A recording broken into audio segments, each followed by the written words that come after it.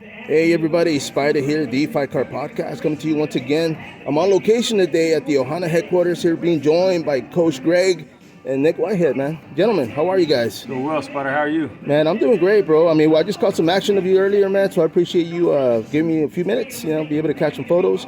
But I wanted to talk about this fight that just happened, man. Of course, it was for the Fury FC here in San Antonio.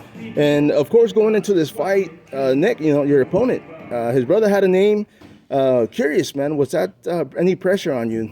Not really. Like I said, everybody that I've ever fought, competition-wise, sports throughout my whole life, the name never matters. Title doesn't matter. It only matters when you go out into that cage. No, for sure, man. And of course, I had talked to your coach prior to that, man, and he said a lot of great things about you, man. Now, going into that fight, I'm not sure if your opponent came from wrestling, because I know they kept saying that he was a wrestler, so I wasn't sure. But in round one, man, I'm just curious. Were you surprised by as far as how strong he came out? Not surprised. Like reflecting off of his brother, maybe his brother's debut, they came out hard, fast, and scrappy. So it was expected. We talked about it, and he did exactly what we expected him to do in the first, and came out strong. Now going into round two, man, I know. Both you guys worked hard in round one, man. Round two, during that time, were you kind of like gassing out? Were you tired, or were you just holding off to round three? Not so much gassing out, just playing it smart. Like I said, just having that wrestler mentality. You can kind of tell when guys kind of overexert themselves. So just letting them use it to our advantage, and then afterwards, then picking it up from there. No, for sure, man. And of course, man, this was victory number one in your pro debut. So congratulations on that, bro. And being that it was in the Fury FC, and of course their connections with the UFC, man, that's got to be good, right? A win over an opponent that came in with a lot of hype. Right. Now, I know. How often do you plan on staying busy this year, man? Are you looking to fight like 3 times a year, 2 times a year? As many as possible. Yeah, many as possible. Many as possible. March 24th, Fury card here in San Antonio. I talked to Eric immediately after the fight. Eric Garcia, the promoter. Thanks for the opportunities, Eric.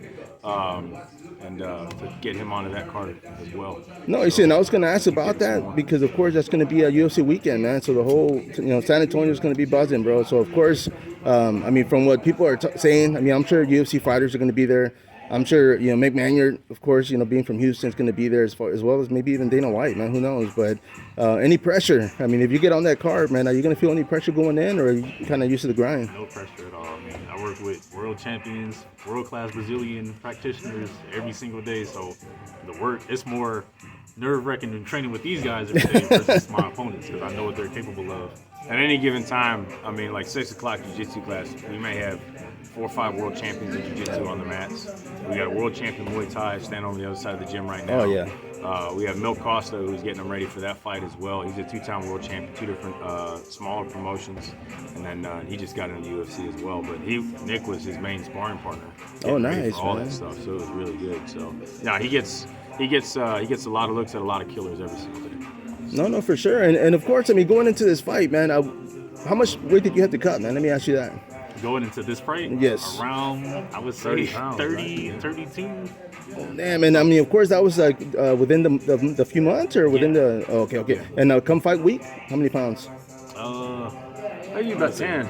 About 10. About 10. Okay. Just had a hard water cut. Just my body was just holding on to the water. All the diet. He's a lean guy, anyways. The diet went great. The workouts went great. Sauna treatment, everything was fine. But my body just held on to the water, so it made the cut a little more difficult. So that's why this time around we're actually having me stay close to 70 or below, right, versus me when I would naturally walk around 87, 88. So it makes it easier just so that doesn't happen to me. And of course, coming from wrestling, man, cutting weight, it was, you're used to it basically, right? You're used to cutting the weight. Now, as far as wrestling, man, did you take it as far as you wanted to, or was there something that happened that you were like, you know what, you were done with it and you just wanted to get into MMA? So I wrestled from youth all the way up to college, and then my last season of college I didn't finish because I had more priorities. I wanted to finish school and just be a student, had a family at the time, and I could have All-American, but the title, the stats to give to the other coaches who really didn't appreciate the skill and upbringing I brought to the team didn't matter. Like I'm not gonna give you a statistic when you really don't truly care about what I bring to the table. So sacrificing that season didn't matter to me.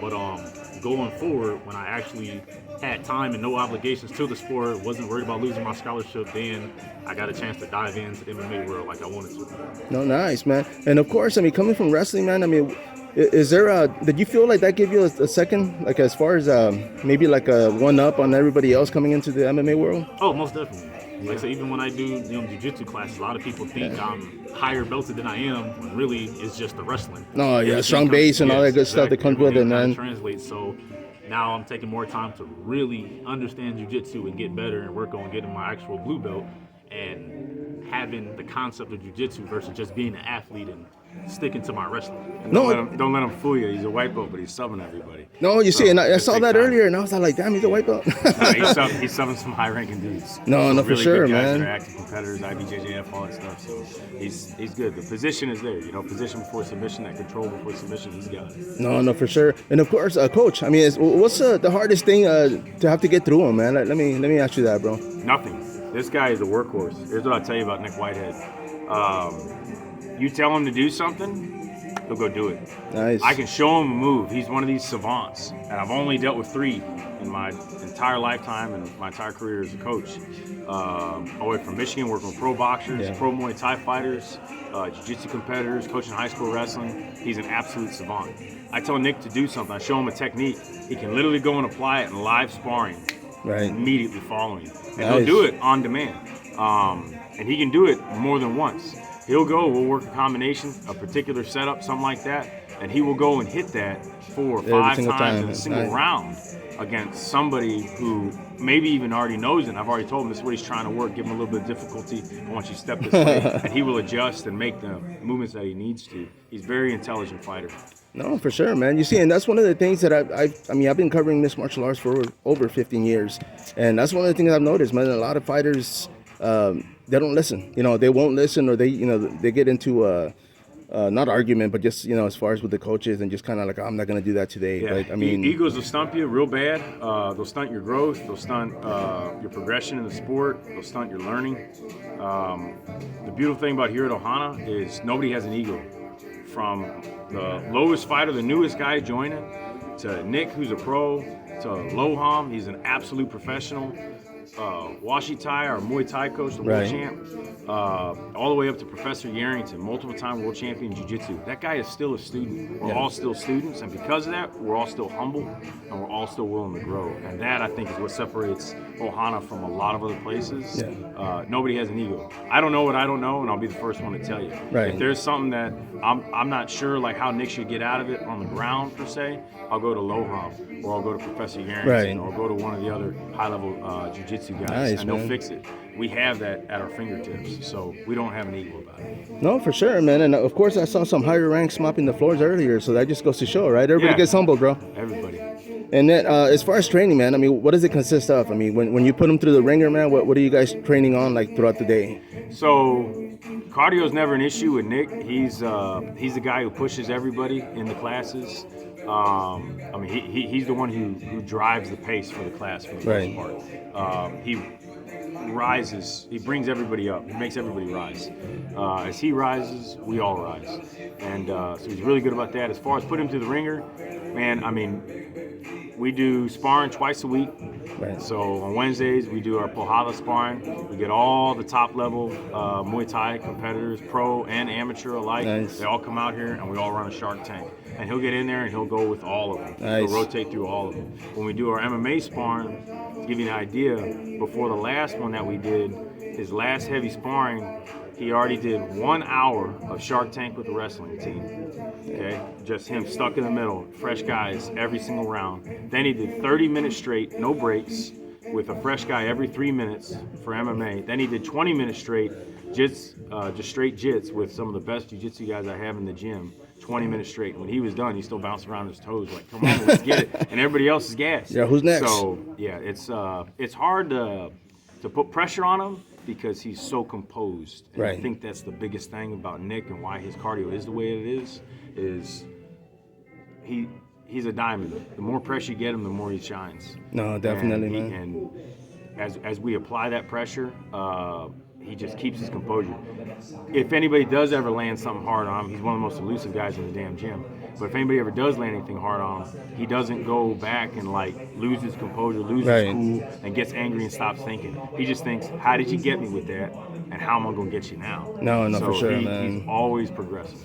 No, yeah, and I mean, like I asked him earlier, I mean, as far as round 2, when this last bout that he had, I mean, the fact that he was smart enough to, well, you were smart enough to actually like wait and kind of like, okay, let me see what I'm going to do next, because if you would have gone 100% like round 1 and 2, then, you know, you gas out, and then round 3, it's like, okay, you know, easy pickings for your opponent, right?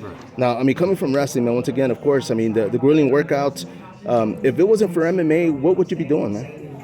Honestly, I'd probably be DJing and production. I still do it on the side, but I have to focus on one career. I have many different talents. I produce, I DJ, I coach, I fight, motivational speak. I do a lot of different things, but I'm like the man that hunts and chases 2 rabbits and goes hungry. So I decided to just let me focus 100% on MMA, then music production, then DJing, then coaching, and I can still speak in between. So just focusing on one thing at a time. No, for sure, man. You see, and of course, I mean, we only get like 24 hours in a day, man, and sometimes it doesn't seem like enough. But, I mean, I was told a while back, too, man. They were like, man, out of all the things you're doing, like, what is one thing you'd want to do? And I was like, you know, with the podcast. So they were like, man, you should concentrate on that, you know. And I have, you know, I've done, I've taken as far as vocal classes online. I've taken, you know, as far as reading and just trying to get my vocabulary back up there, you know, up to at least 8th grade level, at least, you know. We'll see. Still working on it, man. But yeah, man, I mean, outside MMA, I mean, what is it that you go home, you unwind? What can one catch you doing at home? Yeah, literally. So streaming, gaming has always been like a huge part of my life. Like my mannerisms, my inside jokes, the things, you know, that I do is all based off game, just from based off just me being me. But now, you know, it's in the limelight to where I'm not afraid. I've never been afraid of who I was, but I can show people I'm just an everyday person. I do the same thing as everybody else. I just got a little bit more exposure. That's it. Nothing's different. No, for sure, man. And of course, I mean, being in San Antonio, man, if Fury comes back, like, I mean, they are in March. Hopefully you guys will get on that card.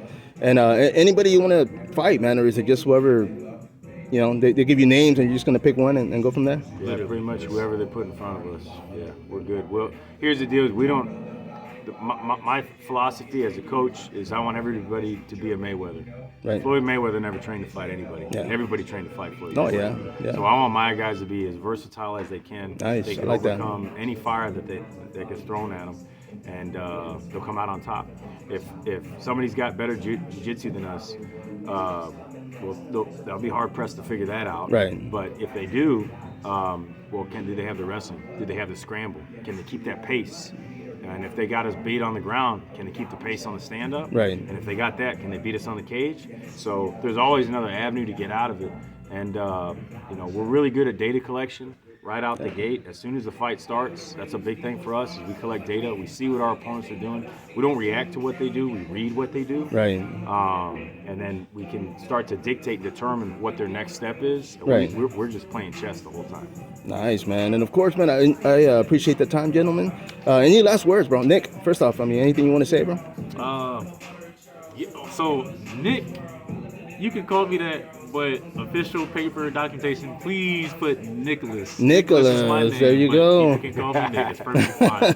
But ultimately, I'm just the person who just has a relentless drive since I was a little kid. Again, I don't know if anybody's seen the interview during the fight, but I am a cancer survivor. Yes, sir. Diagnosed with leukemia at the age of 5. And I'm 100 for 100 for everything I said I would do once I got out the hospital. And I'm just picking up more along the way. And any type of adversity that comes through, it's demolished, and accomplishments keep coming in my way. No, for sure, man. And Coach, anything you want to add? You guys want to get into the fight game? You guys want to start learning, getting in shape, whatever it is? Come check out Ohana. This is a place to be. You get to come. For gaming and everything else, contact Nicholas. Yeah, right? For gaming and everything else, Twitch, all that stuff, contact Nick. Yeah. No, man. I appreciate you guys, and I hope to see you guys in the cage come March, man. Sounds good. Thank you. Till next time, follow up.